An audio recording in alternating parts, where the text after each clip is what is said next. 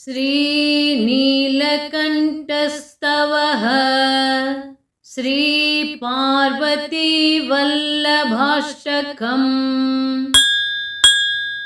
नमो भूतनाथं नमो देवदेवं नमः कालकालं नमो दिव्यतेजं नमः कामभस्मं नमः शान्तशीलं भजे पार्वतीवल्लभं नीलकण्ठं भजे पार्वतीवल्लभं नीलकण्ठम्।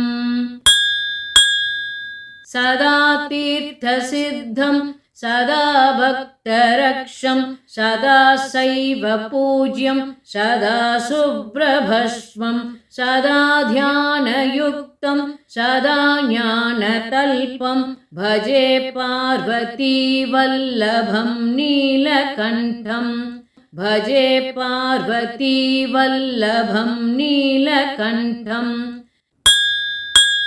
श्मशाने शयानं मगास्थानवासं शरीरं गजानां सदा सर्मवेष्टं पिशाचादिनाथं पशूनां प्रतिष्ठं भजे पार्वतीवल्लभं नीलकण्ठं भजे पार्वतीवल्लभं नीलकण्ठम्।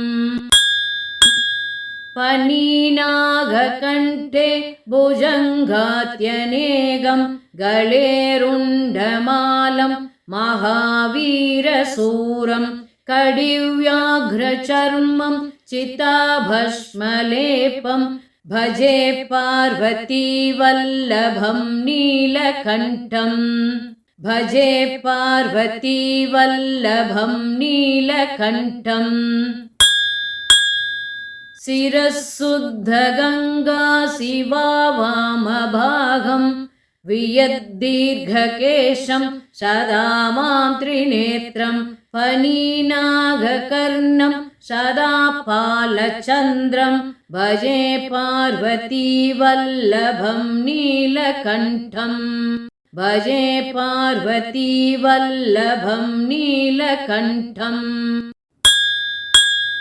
करे शूलधारं महाकष्टनाशं सुरेशं परेशं महेशं जनेशं धनेशामरेशं ध्वजेशं गिरीशं भजे पार्वतीवल्लभं नीलकण्ठं भजे पार्वतीवल्लभं नीलकण्ठम्।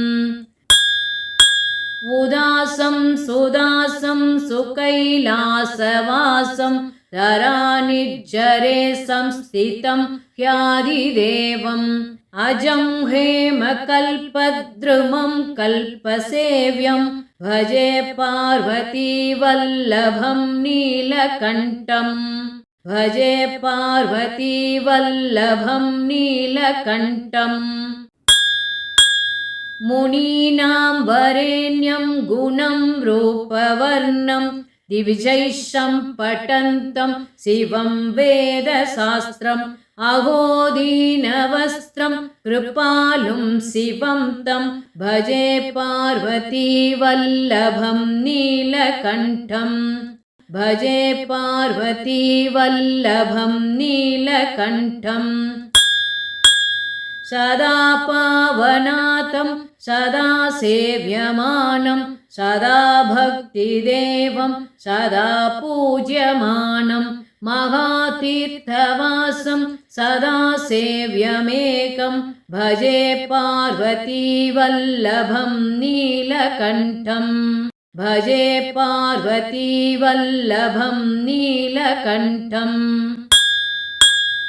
इति श्रीमच्छङ्करयोगीन्द्रविरचितं पार्वतीवल्लभाष्टकं नाम नीलकण्ठस्तवः।